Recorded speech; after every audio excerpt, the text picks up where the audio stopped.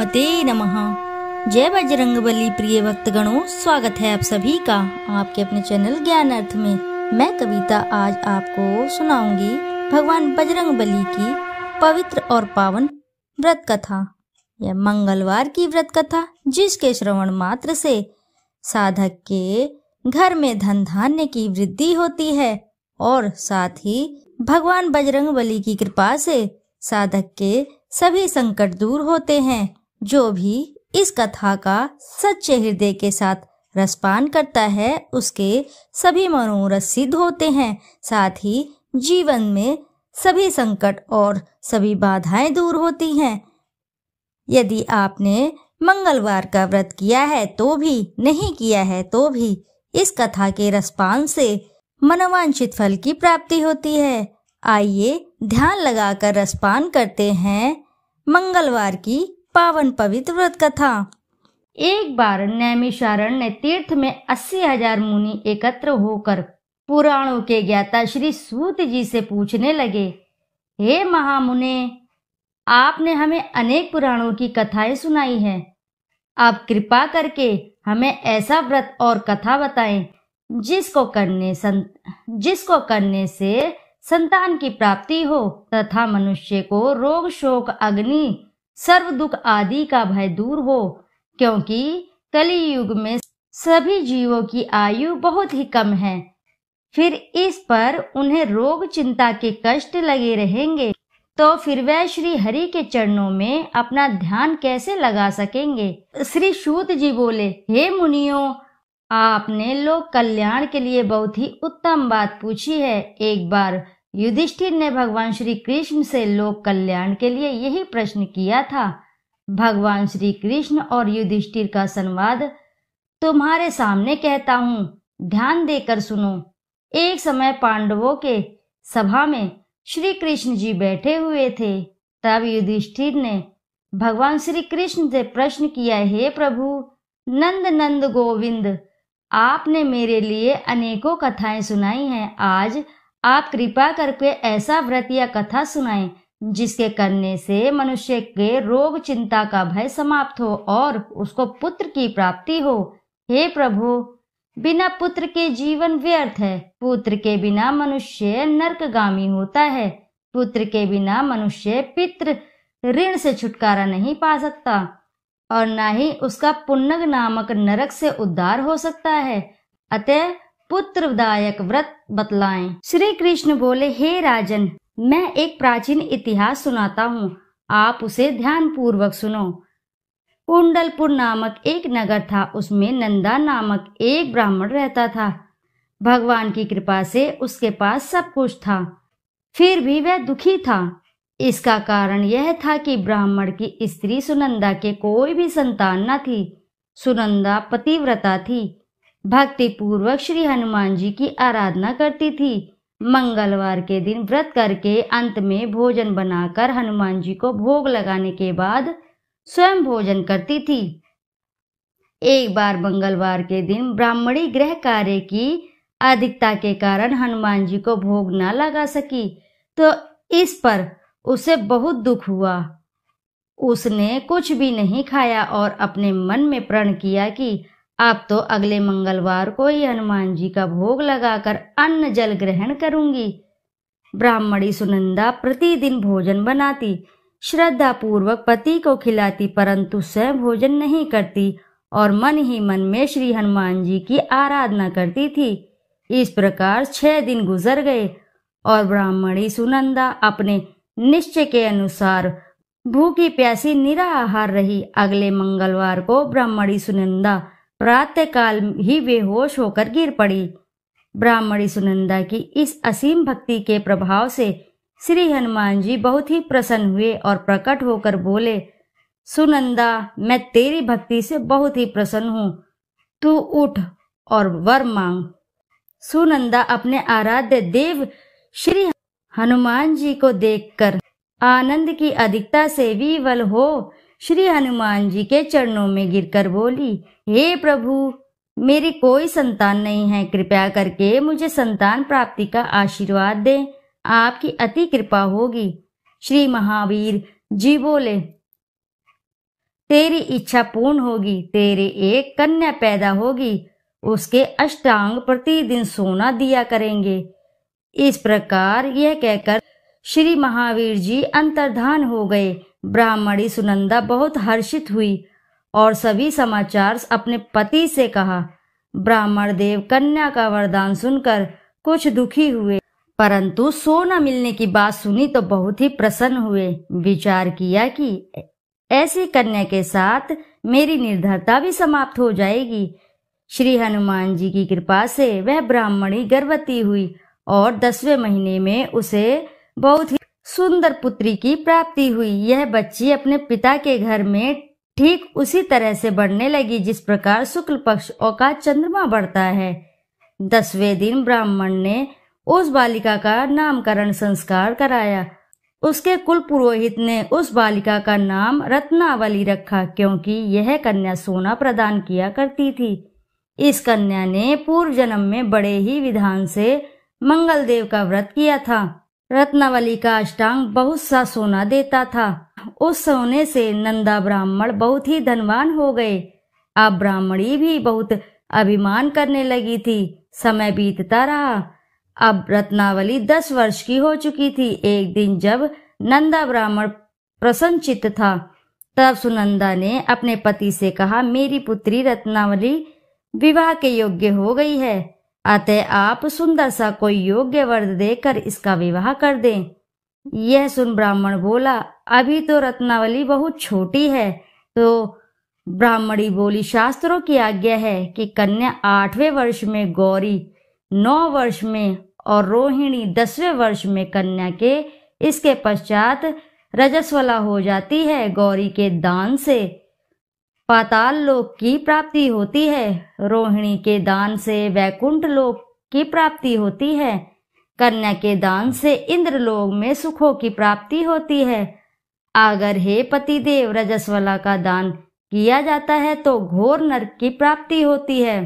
इस पर ब्राह्मण बोला, अभी तो रत्नावली मात्र 10 ही वर्ष की है और मैंने तो 16-16 साल की कन्याओं के विवाह कराए हैं, अभी जल्दी ही क्या है। तब ब्राह्मणी सुनंदा बोली, आपको तो लोभ अधिक हो गया है लगता है। शास्त्रों में कहा गया है कि माता पिता और बड़ा भाई रजस्वला कन्या को देखते हैं तो अवश्य ही नरकगामी होते हैं। तब ब्राह्मण बोला, अच्छी बात है, कल मैं अवश्य ही योग्य वर की तलाश में अपना दूत भेजूंगा। दूसरे दिन ब्राह्मण ने अपने दूत को बुलाया और आज्ञा दी कि जैसी सुंदर मेरी कन्या है वैसा ही सुंदर उसके लिए वर की तलाश करो। दूत अपने स्वामी की आज्ञा पाकर निकल पड़ा। पंपई नगर में उसने एक सुंदर लड़के को देखा। वह बालक एक ब्राह्मण परिवार का बहुत ही गुणवान पुत्र था। इसका नाम सोमेश्वर था। दूत ने इस सुंदर व गुणवान ब्राह्मण पुत्र के बारे में अपने स्वामी को पूर्ण विवरण बता दिया। ब्राह्मण नंदा को भी सोमेश्वर अच्छा लगा और फिर शुभ मुहूर्त में विधि पूर्वक कन्यादान करके ब्राह्मण ब्राह्मणी संतुष्ट हुए। परंतु ब्राह्मण के मन में तो लोभ समाया हुआ था। उसने कन्यादान तो कर दिया था, पर वह बहुत ही खिन्न भी था। उसने विचार किया कि रत्नावली तो अब चली जाएगी और मुझे इससे जो सोना मिलता था वह भी अब नहीं मिलेगा। मेरे पास जो धन था कुछ तो इसके विवाह में खर्च हो गया और कुछ शेष बचा है, वह भी कुछ दिनों के पश्चात समाप्त हो जाएगा। मैंने तो इसका विवाह करके बहुत बड़ी भूल कर दी है। अब कोई ऐसा उपाय है कि रत्नावली मेरे घर में ही बनी रहे, अपने ससुराल बिल्कुल न जाए। लोभ रूपी राक्षस ब्राह्मण के मस्तिष्क पर छाता जा रहा था। रात भर अपनी शैया पर बेचैनी से रुकावटें बदलते बदलते उसने एक बहुत ही क्रूर निर्णय लिया।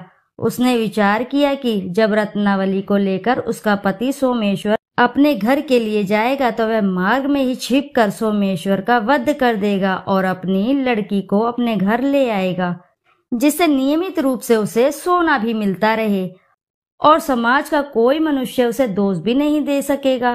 प्रातःकाल हुआ नंदा और सुनंदा ने अपने जमाई तथा लड़की को बहुत सारा धन देकर विदा किया। सोमेश्वर अपनी पत्नी रत्नावली को लेकर ससुराल से अपने घर की ओर चल दिया। ब्राह्मण नंदा महालोभ में वशीभूत हो वह अपनी मति खो चुका था।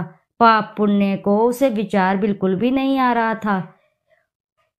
अपने भयानक व क्रूर निर्णय को कार्य रूप देने के लिए उसने अपने दूत को मार्ग में अपने जमाई का वध करने के लिए भेज दिया था, ताकि रत्नावली से प्राप्त होने वाला सोना उसे हमेशा मिलता रहे और वो कभी भी निर्धन ना हो।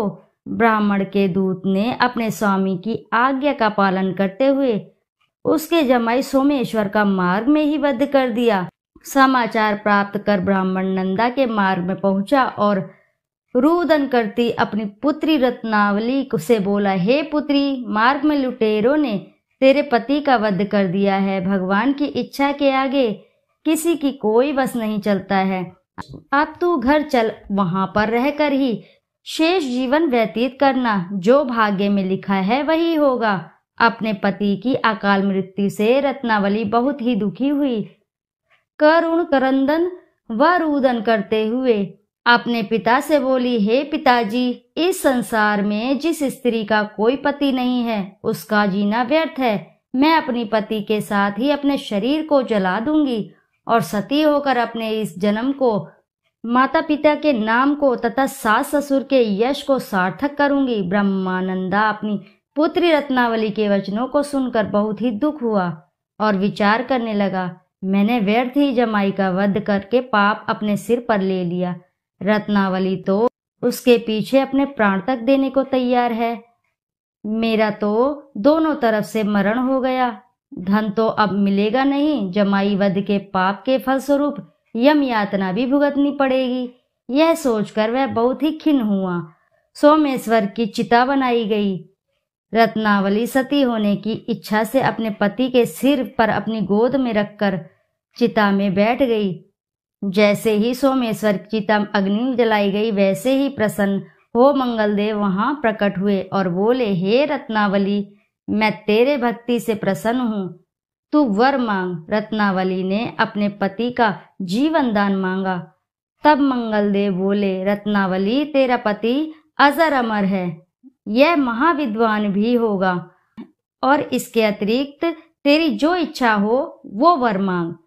तब रत्नावली बोली, हे ग्रहों के स्वामी, यदि आप मुझ पर प्रसन्न हैं तो मुझे यह वरदान दीजिए कि जो भी मनुष्य मंगलवार के दिन प्रातःकाल लाल पुष्प लाल चंदन से पूजा करके आपका स्मरण करेगा, उसको रोग व्याधि ना हो, स्वव्यंजनों का कभी भी योग ना हो, सर्प अग्नि तथा शत्रुओं का भय ना रहे। जो स्त्री मंगलवार का व्रत करे वह कभी विधवा न हो।